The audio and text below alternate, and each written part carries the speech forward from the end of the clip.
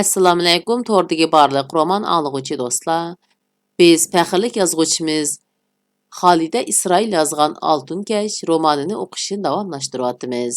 Oldingi qismda Osimning doktorxonaga kelib kasal ko'rsatayotgan yerlariga kelib to'xtagan edik, endi davomini o'qiymiz. Men Anarni hilimi ko'p o'ylaydim. Shanba, yakshanbalarda yotoqda o'zim yolg'iz qolganda u xil qiyofatda ko'z oldimga kelib oladi. Bulubmu uning yiliqi ittifoq hay'atlari yig'indagi kaltiyang oq ko'nglik kiyib, uzun chechini beshiga chambarsimon o'rib olgan qiyofati yuragimni o'rtab, tortqizib etdi. Yari ikkisi nima ishlarni qilib yuriydigandi? Yari asli Urumchiga taqsim qilingan bo'lsa-mu, Anarga tortishibla ketib qolgan. Yari yurtiga qaytib ancha uzoq o'tmayla yozgan xatida o'zining Anarga rasmiy talab qo'yganligini, ammo Anarning yanada aniq pozitsiya bildirmaganligini, o'zi yangi bo'lingan idoradimi yaxshi qizlarning bor ekanligini aytib, davomli quruq xiyolining orqasidan qo'g'lashib yurmay, atrofidagi qizlardan birarsi bilan to'y qilib, opasini g'amdan qutuldirishni o'ylashayotganligini yozgan edi. Bu albatta oqilona ish bo'ladi. Faqatla shu ko'ngil degan tantakka amal yo'q-da. Shundan keyin Yari jimib ketdi. Mening ko'nglimda yoshirin bir vasvasa bosh ko'targandek bo'ldi. Agar Yari boshqa qizlar bilan to'y qilib ketsa, to'yini tabriklash bahonasida uni yo'qlab boraman. Anar bilan bir amal qilib uchrashaman deganlarni o'ylaydim. Ammo buning amalga oshmag'i tez bir ish ekanligini bilatdim. Shuning bilan Anar maktabdagi chaqlarda sanga qiziqmagan. Bu chaqqicha umu o'ziga yoqadigan birarni tepib bo'lgandi. Endi bo'ldi, ahmoq bo'lma, Osim. Yari sening do'sting. Anarmu yurtini, ota-onasini tashlab bu yerga kelmaydi deb o'z-o'zimga so'zlaydim. Yaqindan buyon idoradagilarmu, bir yurtliqlarmu xuddi kelishib olgandek menga qiz tunishtirishning qo'yiga tushib qilishdi. Ko'rishgan qizlarning ba'zisi menga yorimidi, ba'zilari meni yaratmadi. Oxiri bundaq tunishtirishlardan zerikib, peshonamga putilganini ko'ranman. Qani, vaqti soati kelmasinmi? Men texi 21 yoshga to'liq kirmadim-ku deb o'yinimni o'ynab yuraverdim. Opam bichora texcha Ayturg'anning g'amida. "Opa, u tibbiy texnikumda yana 2 yil o'qiydigan tursa" desam opam. "Andish qilma, yoshirincha tuyunglarni qilib qo'yimiz" deydi. "Unda qilsak bo'lmaydi, opa. Ular xizmatga chiqqandan keyinmi yana 1 yil sinoqda ishlaydi. Sinoqdan o'tib rasmiylashgandan keyin ondan to'y qilishga ruxsat qildi. Uningdan burun to'y qilib olsa, o'qishdan, xizmatdan haydiladigan gap. Uning ustiga men xolamayman. Ayturgan bilan bir uyda aka singildek cho'ng bo'ldik. U singlimning o'rnida tursa, endi qandoqmi uni xotinim deb yuralayman. Dunyoda qizjiq, mushi ishda meni zo'rlama, opa" deb menmu ching turaman. Oxiri opam eg'izda e'tirof qilmisimu, ko'ngilda deganlarimga tan berdi bo'lg'ay, meni ancha zo'rlab ketmaydigan bo'ldi. Lekin Urumchidan o'ylanishning gapini qilsamla, 4 puti o'ra bo'ladi. O'zim topaman desang, o'zi g'uljilik, mijozi Ayturg'anda qiz topsan. Qashqarlik yoki turpaliq bo'lsa bo'lmaydi. Urumchilikni xanzu mijoz keladi deydi. Undaq odamlar bilan men chiqish olmayman deb turib oladi. "Voy opa, nalik bo'lsa bo'lsin, o'zi yaxshi bo'lsa bo'ladi emasmi?" deb menmu gapimda ching turaman. Qaraganda to'y qilib bir qizni nikohimga olmoqcha bu talash tortishdan qutula olmaydigan o'xshayman. Bir yakshanba kuni 2 qiz meni yo'qlab keldi. G'uljilik qizlar ekan. Mening bu yerda ishlaydiganligimni, g'uljilik ekanligimni anglab, yurt ishimiz ekan, orlashib o'tayli deb kepti. Bu gapidan mamnun bo'ldim. Ular yatag'ingizni ratlab berayli deb bir hazo ishlab, yatag'imni o'ziga o'xshamaydiganlik qilavatdi. Men mo'g'u yatag'imni xil pokis tutatdim. Lekin qiz bolaning qo'l tekkan uy boshqacha bo'lib ketadi ekan deb qoldim. Orqadan langmanga tutish qilishdi. Biri ko'ktat adalsa, biri ximir yug'urib, langmanni birdamda pishirib akeldi. Uchimiz paranglashib o'ltirib, langman yeyotganda uyimni, opamni o'ylab ketdim. Amina ismlik umoqqina kelgan qiz Ayturg'anlarga ana tarafdan yiroq tuqqan keladi ekan. Ayturg'an uningga xat yezib, mening bu yerlikimni deb beripti. Hem men bilan aralashib o'tishimni topilapti. Bu gapni anglab ko'nglim g'ash bo'lib qoldi. Demak, opam bilan Ayturg'on G'uljida turibmi meni kontrol qilyotdi. Ularning meni zodila erkimga qo'yib bergusi yo'q edi. Shu achchig'imda endi bu qizlarni izlamaslik qaroriga keldim. Gerçi ular adab axloqliq, muloyim qizlar bo'lsa-mu, ular bilan achchig'imni besib turib xo'shlashdim. Chunki bu oxirgi ko'rishish bo'lib qoladi. Ular meni kelar yakshanbaga tok bilan ta'minlash idorasidagi yotiqiga mehmonga taklif qilib qo'yishdi. Yakshanba kuni men yotig'imning eshigini taqab, 1-iyul paxta to'qimachilik fabrikasida ishlaydigan bir mahallik og'inamning yoniga ketdim. Og'inam baliq tutishga havas qiladi ekan. Ikkimiz kun bo'yi dal-daraq, o't-cho'plar bilan qoplangan o'stang bo'yida o'tirib baliq tutdik. Keyin tutgan baliqlarimizni bir oshxonaga olib qo'ritib, rosa mazza qildik. U bir kichik oshxona edi. Oshxonaning ochiq eshigidan ishchi qizlar to'xtamay o'tishib turadi. Ular ko'zimga bir-biridan chiroyli ko'rindi. Arada og'inamga meni yo'qlab kelgan qizlarning gapini qilib bersam, u turib ketib, "To'xtag'ina, sen deyotgan Amina qandaqroq qiz ekan? Egiz bo'yliq, oqseri qizmi ekan? Do'g'malilik. Vuy, undaq bo'lsa talin kepti og'ina. U degan undaq-mundaq qizlardan emas. G'uljida xeyli yigitlarning qo'li yetmagan qiz-u. Men uni Urumchida xizmatga o'rulishibdi deb anglagan. Aslida tok idorasi ishlaydi ekanda. U seni yo'qlab kelgan bo'lsa, fursatni ching tut. Uni hargiz qo'ldan berib qo'yma", dedi. Bu gaplarmu menga bir taqdirdan bishoratdek tuyuldi. Mening u qizdan qichib bu yerga chiqinim, aksicha bu yerda uni tunuydigan, obdan bildigan birsiga uchrashib qilishim taqdir emas bu. Peshonanga bitadigan ish nada bo'lsa-mu, har qancha o'ng'izsizlik ichida bo'lsa-mu, kutmagan bir yo'llar bilan amalga oshadigan, yana ba'zi ishlar ko'z oldingda, qo'l uchingda turibmi, har qancha qilsangmi aplashmaydigan misollarni biz tula uchratmadikmi? Texmi ajoyib yeri, dushanba kuni bo'limdan menga Urumchidagi bir avtorga bayramlik she'r uyushtirish vazifasini topshirdi. U avtor dal tok idorasida ishlaydi ekan. Hikoya nasrlarni vaziyatga moslashtirib talabga loyiq yoza oladi ekan. Men yotiqimga chiqib, yangiroq kiyimlarimni kiyib, oyog'imni maylab paqratdim. Chechimni tarag'ash, aynakdagi qiyofatimga sinchilab qaradim. Bug'doy o'nglik, budur choch, uruqqina, ammo mari issiq bir yigit aynakdan qarab turadi. Uning sal cho'nqur, o'yjon ko'rinadigan yo'g'on ko'zlaridan mangu astoydillik chiqib turadi. U gap o'ynatishni, soxtapazlikni bilmaydi. Biror qizni yaxshi ko'rsa, yuragini ikki qo'llab taqdim qiladi. Ammo qizchi. Tok idorasining darvozasidan kirib, xabarlashish bo'limidagi Xanzu bovay bilan burutliq Uyg'ur odamdan avtorimizning ishlaydigan o'rni va uyini surishtirib ish kiyimi kiygan o'ttira yoshli bir odam. "Og'inlar, menga kelgan xatchak yo'qmi?" deb kirib keldi. Ishxondagilar, "Mana, sana xatchak", deb uni menga tunishtirib qo'yishdi. Bu ishimmi o'ngdan keldi. Shu yerda 5 minut paranglashib, tahrir bo'limdagilarning talab shartlarini uningga yetkazdim. U doim matbuotlarning bundaq vazifalarini o'rindaydigan, ishning yo'lini biladigan odam ekan. 3 kunning ichida bir nasr yezib opirdiganligini bildirib, meni xotirjam qildi. Bu ishni bitkizib bo'lib, uningdan G'uljilik Amina ismli qizning nada ishlaydiganligini so'radim va ehtiyot yuzasidan yaqinda G'uljiga berib kelganligim va uning tuqqanlaridan xat-xalta olg'ash kelganligimni qo'shib qo'ydim. U meni Aminaning ishxonasiga boshlab akirdi. Amina zaldek cho'ng bir ishxonada qator qo'yib etilgan ustallarning birining oldida o'ltirib, nihoyat ko'p jadvalni tekshirayotgan ekan. U meni ko'rib hayron qoldi va xushal bo'lganligini yushirmayla. "Ajab oblan kelib qoldingiz-g'u. Men texi atdiganda beri sizni izlab boray deb turgan edim", dedi. Ikkimiz yolg'iz qolganda, tunugin zarur ishim chiqib qolganligidan kelolmaganligimni aytib, uningdan o'zra so'radim. Umu hech qisi yo'q deb ko'ngliga olmaganligini bildirdi. Men uningdan, "Doim mush yerda ishlamsiz? Tok bilan ta'minlash idorasida ishlayman desangiz, men sizni ish kiyimlarini kiyib, qandaqdir mashinalarni boshqarib ishlamdikin deb tikanman", dedim.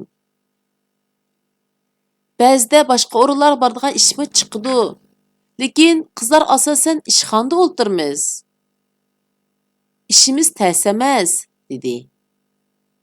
Vaqt tushga yiqilishib qolgan edi. U menga: "Yuring, yotoqqa kirayli. Zaynura ikkimiz bir yotoqda yotamiz.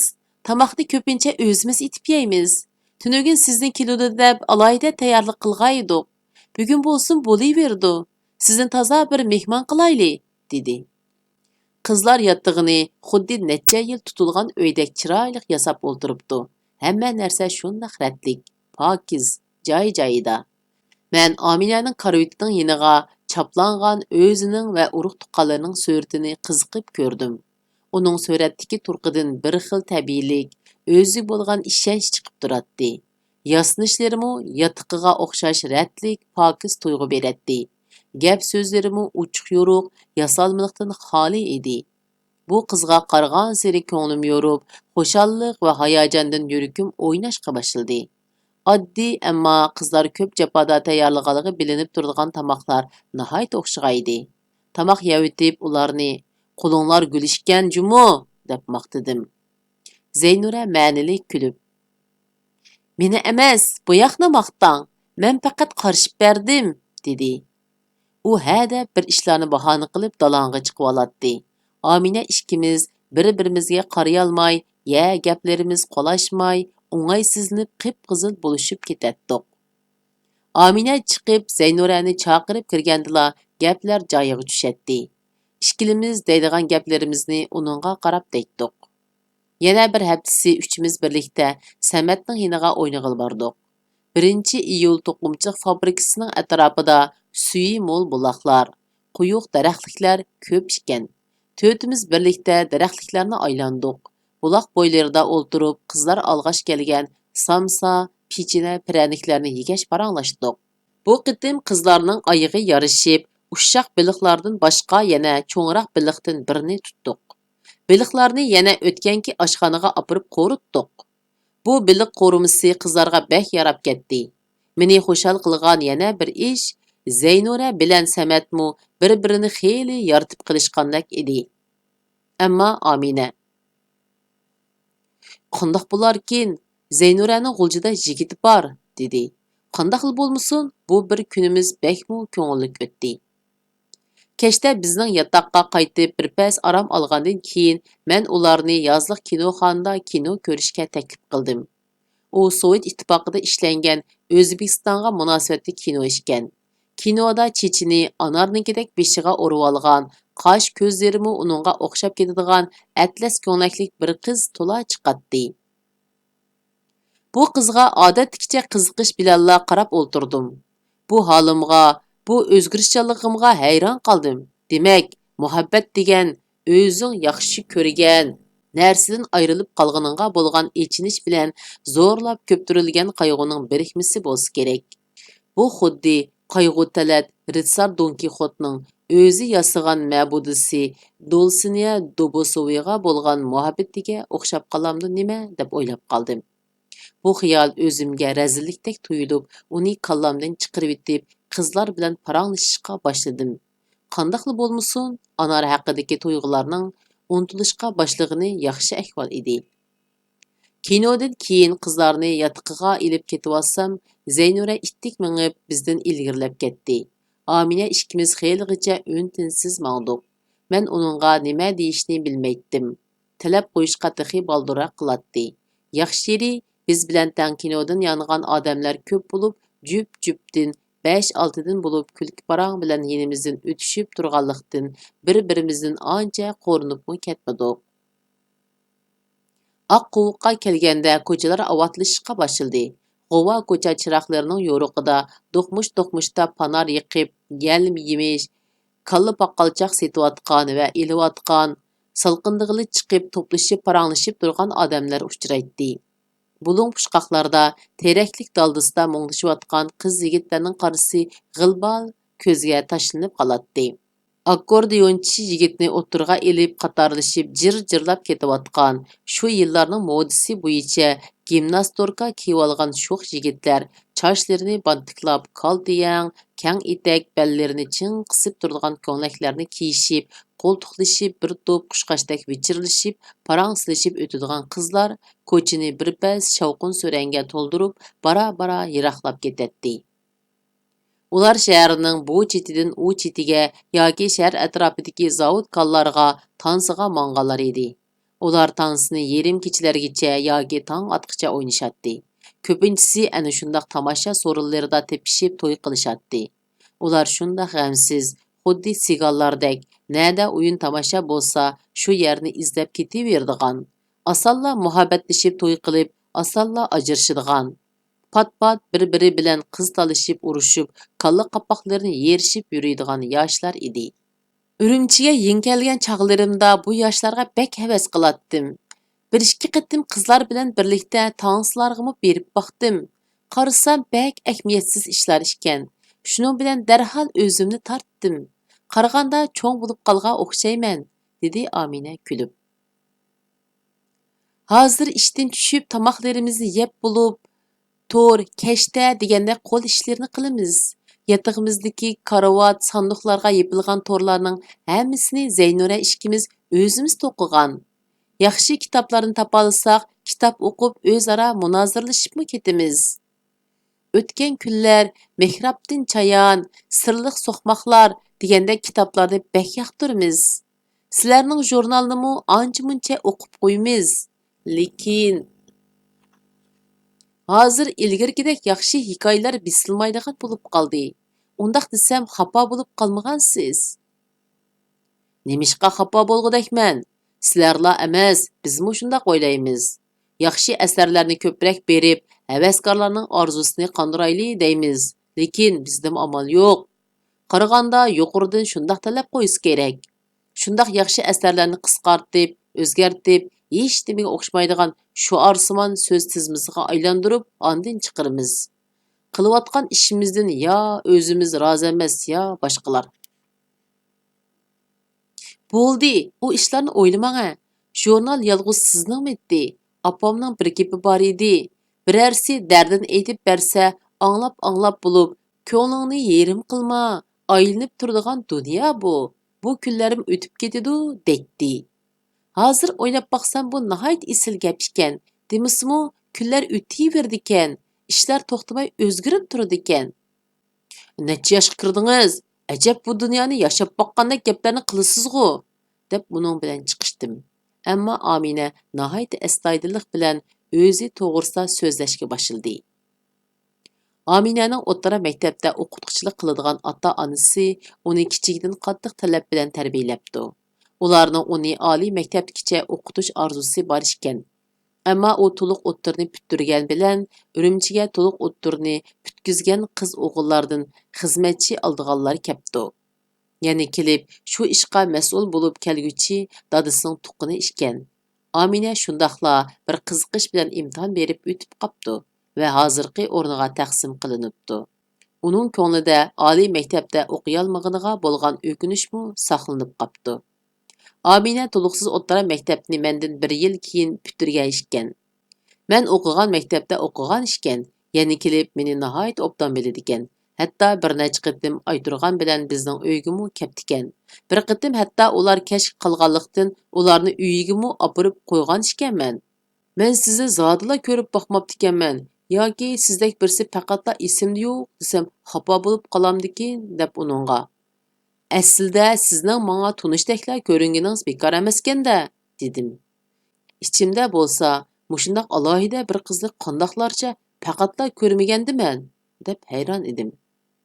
Xiyolimda bu qizni xushal qildigan, yaxshi ko'rib qolganligimdan bishorat berilgan so'zlarni izlaytdim. Shu xiyol bilan Rus klubidan o'tib ketganimizmi tuymayaptiman. Qiz tuyuqsiz cho'ng bir darvozaning oldida to'xtab, "Mana, bizning idoragami kep qoldik. Endi o'zim kirib ketalayman. Sizga ko'p rahmat", dedi. "Voy, shundoq tezda kep qoldikmi? Bu yer emasdi. Hech o'xshamayli turdi-ku", deb oldi kenimga piqirab ketdim. Qiz yerga qarab, basnushkasining uchi bilan yerni jijilab bir pas turdi. Keyin beshini ko'tarib, qo'llarini kayniga tutib, xijillik aralash pas ovozda, "Xush amsa", dedi-da, o'rinib qo'roning ichiga qarab yugurdi. Onun güllük ko'ngligi, kepenek şekilde çekilgen bel tasması, süt rang basnoshkisi ko'z oldimdan yiroqlashib ketyotdi. Buningdan yuragim pora bo'lmoqda edi. Oxiri bar ovozim bilan to'g'ladim. Amina, to'xtang! Qiz to'xtadi.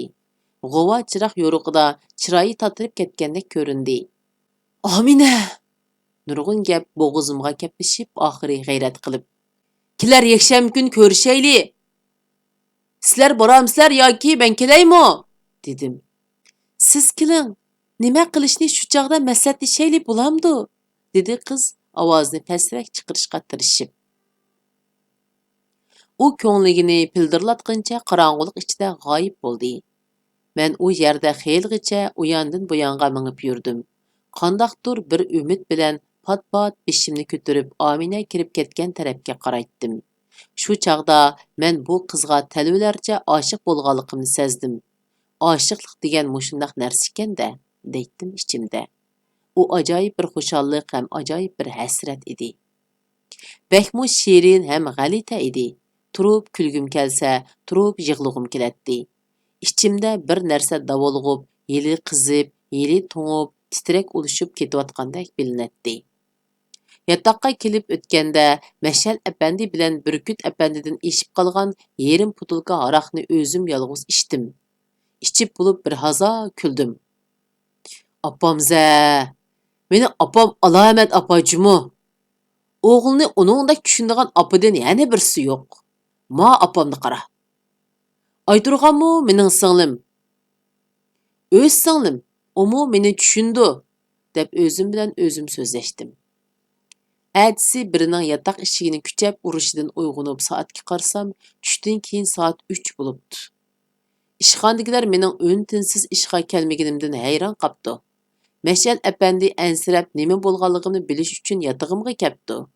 U meni idoraning atrofidagi bir ko'chaga boshlab bordi. U yerda viskisi yo'q kichik bir oshxona bor ekan. Achchiq bir china suyuq osh bilan 2 romka aroqdan keyin xeyli asabga kelib qoldim. Mashal apandi meni yataqqa akilib qo'yib, "Xotirjam aram eling.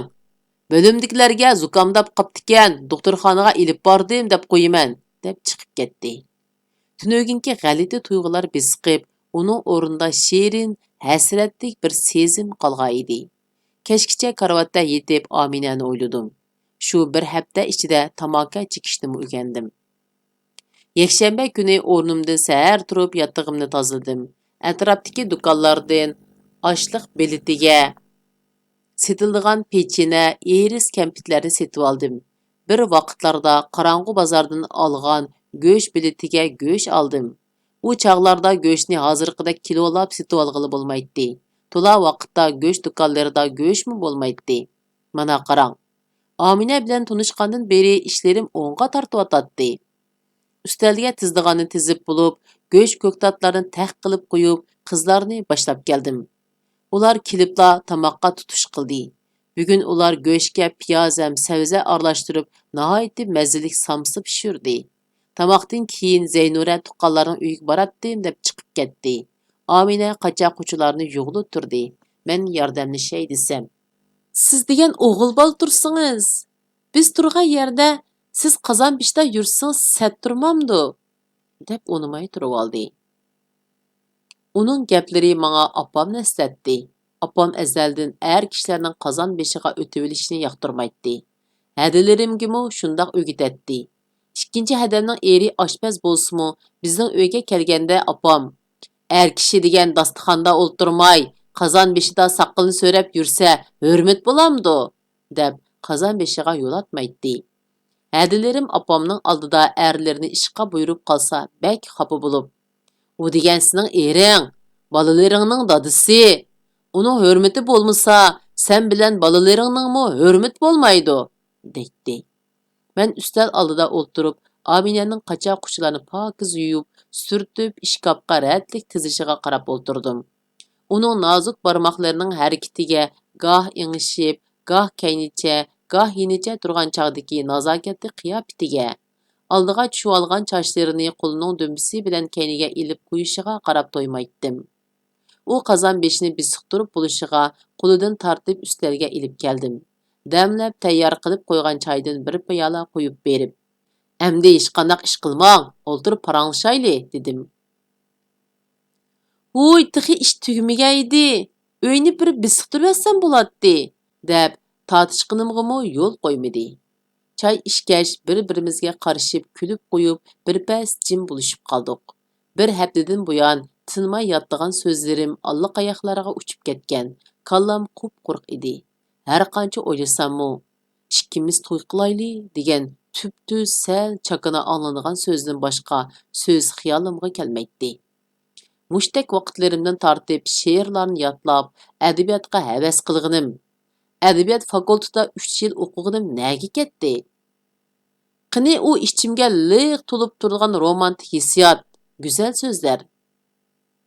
Yurtdosh do'stlarim, saboqdoshlarimmi meni gapga usta, chaqchaqnimi xeyli keltirib qo'ydi.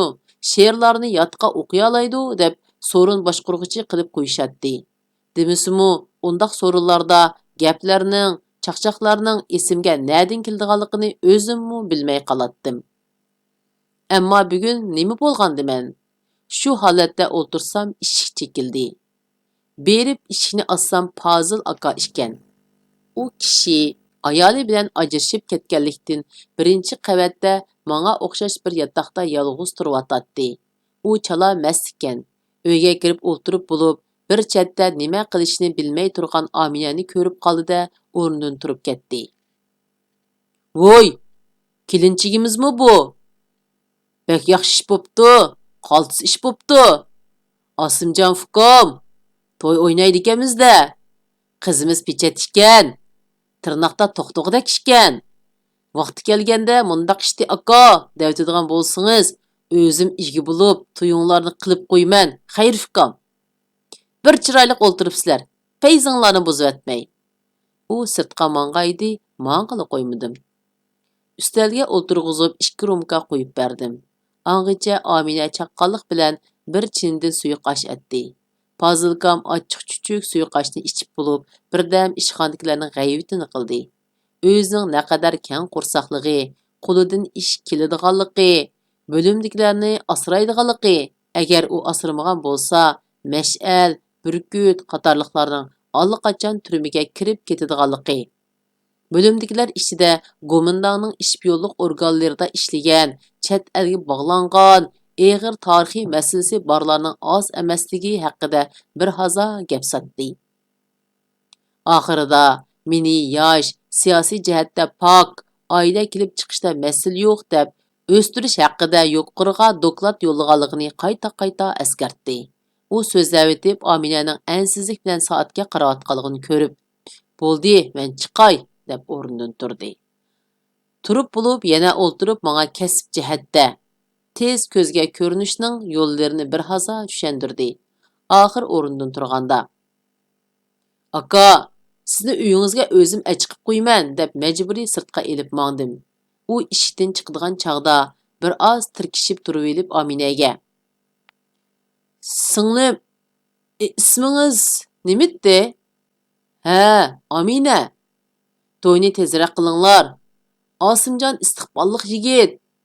Orqanglarda bekor gap chiqib qolmasin, bo'lamdi" deb topildi. Fozil akani uyga chiqib qo'yib kirsam, Amina xafa bo'lib do'msiyib o'tiribdi.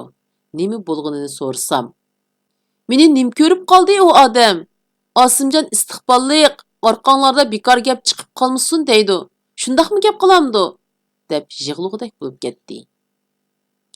Bu odamning mijozi shundoq, uning ustiga maskan, ranjimang. Undaq gaplarga parvo qilmang. Siz bu yerga u odamni deb emas, meni deb keldingiz. Siz men uchun hammadan qimmatlik. Sizni xushal qilish uchun men har qanday ishni qilishga tayyor, dedim. Amina qizirib jim bo'lib qoldi. Men uni qayta ustalga o'tirg'izib, darhol fursatni tutib, "U odamning deganimi bir jihatdan olganda xato emas. U bizni yuriytibdi deb o'ylab qoldi. Boshqalarmi ko'rsa shundoq deb o'ylaydi. Ularning gap so'zlarini to'sqil bo'lmaydi. Uni to'sishning birla yo'li bor, Amina" deb uning ko'zlariga tikildim. U beshini texmo tuvan silib oldi. "Amina, Rostimni aytsam, men sizni tunji ko'rgan vaqtimdala mana bu men izlab yurgan qiz ekan degan hissiyotga kelgan. Sizni tushungandan keyin sizni chin ko'nglimdan yaxshi ko'rib qoldim. Men doim sizni o'ylab, siz bilan ko'rishni orzu qilib yursammu, sizga eg'iz ocholmadim. Kim biladi? U qizning ko'nglida boshqa birsi bormi, texi debmi o'yladim. Shu gaplarni qilib bo'lib, birpas to'xtab qoldim. Yana g'ayrat kelib. Men sizni umr g'oyat qadrlab, siz bilan billa o'ssam deb orzu qilaman. Sizdan darhol javob berishni mu talab qilmayman. O'ylanib beqishingizni umid qilaman, dedim. Shu gaplarni qilayotganda nemishqidir Amina meni yaratmaydigandek, meni faqat yurtishim debla izlab yurgandek bilinib, ko'nglim buzilib, ovozim titrab ketdi. Kutmaganda Amina beshini ko'tarib menga lapda qaradi-da. Menmu bu ishni aliburun o'ylanib bo'lgan. Men to'liqsi o'tirda o'qiyotgan cheg'imda ayturgan gaplaringizni qilib beradigan chaqlardla sizni yaratatdim. Siz bilan tanishgandan buyon sizga texmo bog'lanib qoldim. Agar undaq bo'lmasa, men sizni izlab yotog'ingizga kelarmidim, dedi. Uning gaplarini hang-tanglik ichida anglab, quloqlarimga ishonmay qoldim va yana bir qitim "Demak, siz mening talabimni qabul qildingiz?" deb so'radim. Shundoq, men sizni qasddan uzoq saqlatishni xohlamadim. Keyingi ishlar nihoyat tabiiy bo'ldi. Xushalliqimdan uning ustal ustidagi qo'llarini olqinim orasiga ilib mahkam qisdim. Ko'zlariga talmirib qaradim. Uning qandoqlarcha quchog'imga kirib qolganini bilmayman. Faqatla uning ko'kragimda turgan qizlarga xos xush puraq chiqib turgan sochlariga lavlarimni yoqqanim, uning issiq tinini, ritmdan chiqqan yurak so'qishlarini his qilganim esimda. Uni so'yib olishni shunchalik orzu qilatdim, ammo u menga zodila imkoniyat bermadi. Toki qish kunlarining birida u usti-bishni qor bosgan holda eshikdan amdila kirishiga, sovuqdan qizdirib ketgan lavlariga suyib olganimga qadar. Shunday qilib bu qitimliq roman o'qishimiz bu yergacha bo'ldi.